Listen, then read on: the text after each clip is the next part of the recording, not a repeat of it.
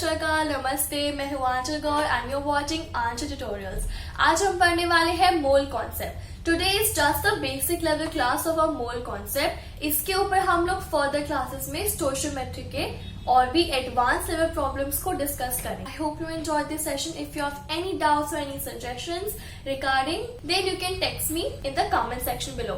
I have also given my Instagram ID and my Telegram ID, so बच्चे feel free to contact me. I will get to you as soon as possible.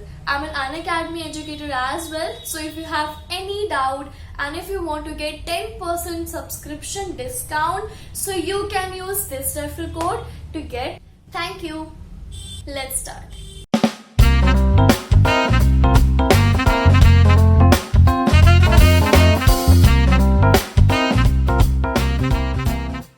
All the online learners gear up. Our concept for today is going to be moles.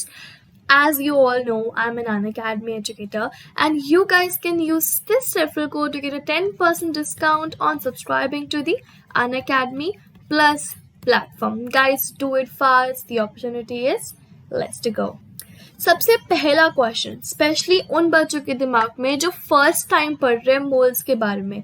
What are moles? Mole is basically a unit of measurement. अब अगर आप बाहर जाते हो तो आप क्या बोलते हो? भैया 1 किलो सब्जी देना, भैया 50 ग्राम नींबू दे दो, या 50 ग्राम बेसन दे दो, या 1 पैकेट कुरकुरे का दे दो, राइट? लेकिन इलेक्ट्रॉन्स तो इस भाषा में बात नहीं कर सकते ना. दे कैन नॉट से भाई 15 किलो क्लोरीन माइनस आयन दियो या 50 ग्राम मुझे इलेक्ट्रॉन दे दे. So this can not happen. ठीक है? They talk in another language, in the language of moles. When we come we can understand the molecular level.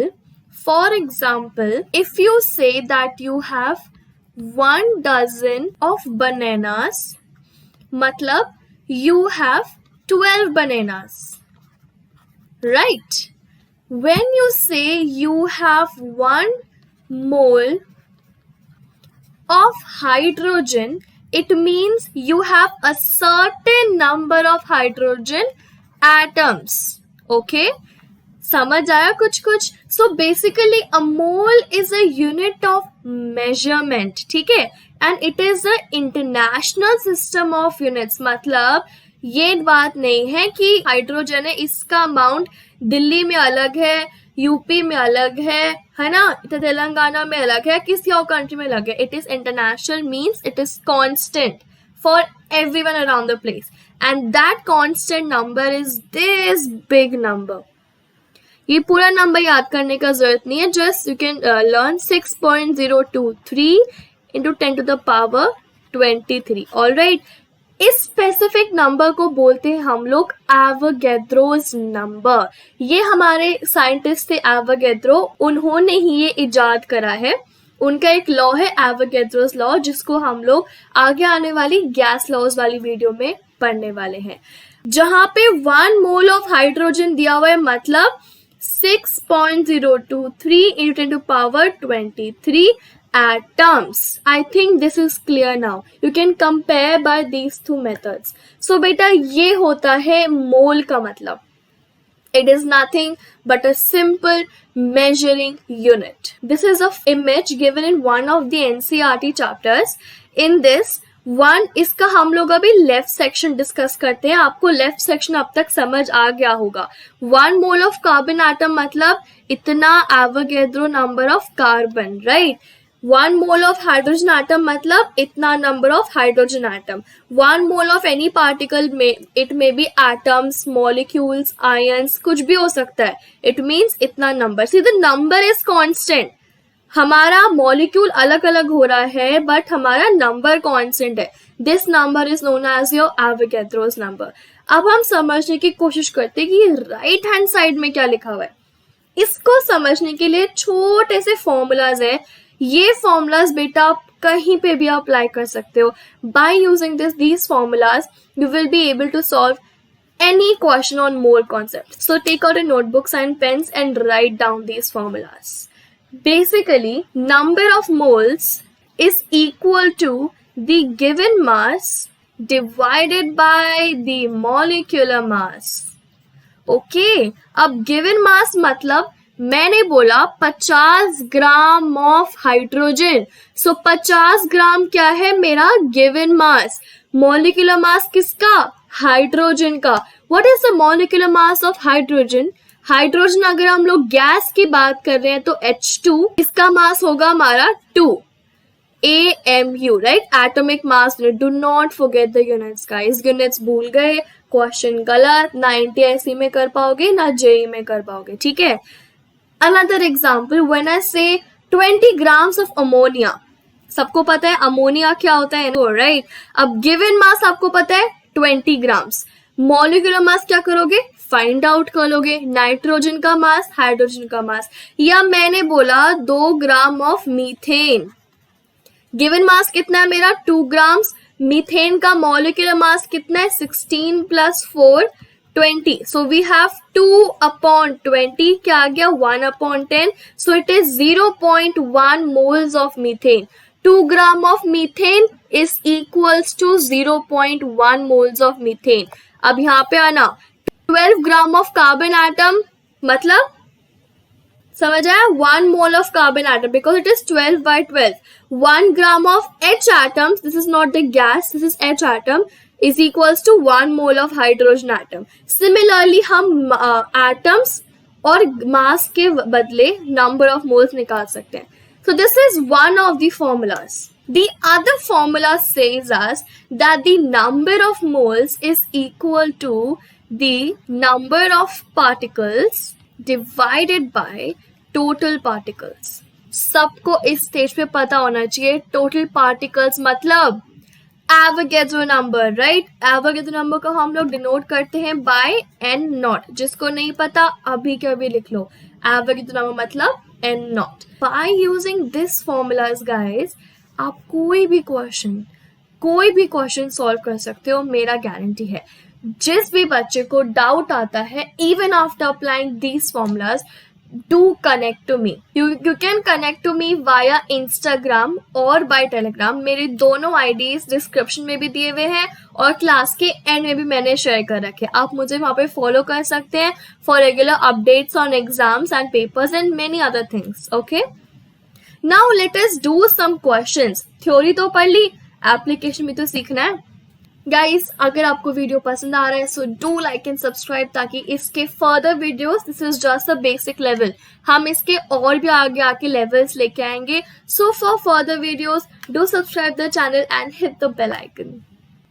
First question, I would say very easy questions for the ones who are starting it for the very first time. I want all of you to try it once. पहले खुद ही try कीजिए, ठीक है।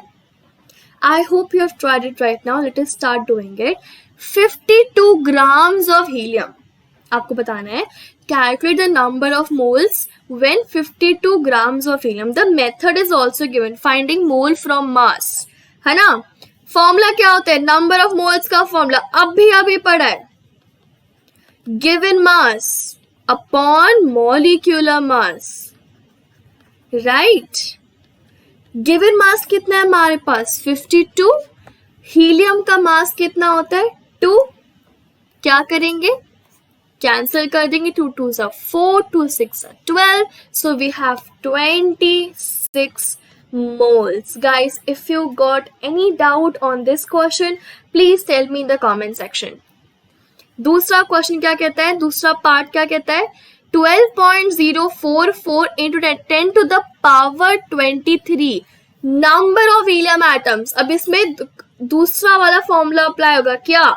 Given number of atoms upon total number of atoms. कैसे? Given कितना है हमारे पास? 12.044 into 10 to power 23 divided by Avogadro's number, that is 6.022 into 10 to power 23. Cancel. ये मुझे दिख रहा है 2 से डिवाइड हो रहा है, right? So we have 2 moles. So the answer for your first part is 26 moles and for the second part is 2 moles. I hope you got this answer correct. Next question. Find the volume. अब volume की बात आ गई है. Of 1 gram of hydrogen gas in liters at NTP. NTP means normal temperature and pressure. You must know that at NTP, the volume of 1 mole is equals to 22.4 liters. जिसको ये नहीं पता था अभी के अभी लिख लो, and this is your homework to find out about STP. आपको दे सकता है, अगर यहाँ पे STP लिखा होता क्वेश्चन बिल्कुल डिफरेंट होता. So this is your homework. Find out the difference between NTP and STP. Okay. The question is given to us as find the volume of 1 gram of hydrogen at NTP. मतलब 1 gram of hydrogen at NTP निकालना है. मुझे पता है कि 1 mole of hydrogen का volume 22.4 litres होता है. अगर मुझे by chance number of moles पता चल जाए तो यूनिटरी मेथड से मैं फाइंड आउट कर सकती हूँ मेरा कितना वॉल्यूम होने वाला है. कैसे करेंगे? Number of moles find out करने के लिए given mass is 1 gram, molecular mass is 2 gram, so we have 0.5 moles. 2 gram क्यों लिया? बिकॉज हाइड्रोजन गैस है, हाइड्रोजन एटम की बात नहीं कर रहे हैं. ठीक है, तो कितने नंबर ऑफ मोल्स आ गए मेरे? अगर 1 मोल में 22.4 लीटर्स है तो 0.5 मोल में कितना होगा? 22.4 अपॉन 1 इंटू 1/2 या 0.5. मैंने इसको डिवाइड कर लिया. I got 11.2 liters. So the answer for your part 1 is going to be 11.2 liters. Try part 2. Find the volume of 20 grams of hydrogen at NTP. अब इससे आसान क्वेश्चन तो कोई हो नहीं सकता. क्या करेंगे? Same thing again. Find out the number of moles. कैसे? गिवन मास आपको दे रखा है 20 grams, molecular mass is 2, so we have total of 10 moles. 10 moles, right? फिर से यूनिटरी मेथड यूज कर सकते हैं हम लोग. If 1 moles give me 22.4 liters, 10 moles मुझे कितना देंगे? 22.4 upon 1 into 10. So I have 224 liters of hydrogen gas when we have 20 grams of hydrogen. Pretty easy question. I hope you all understood. Next question, guys. What is the volume occupied by 6.022 into 10 to the power 23? This is nothing, okay? Molecules of any gas at NTP. This is your homework. This is a very easy question. I think you can do this. Do tell me the homework answers in the comment section ताकि I must know that my students are studying with me, okay?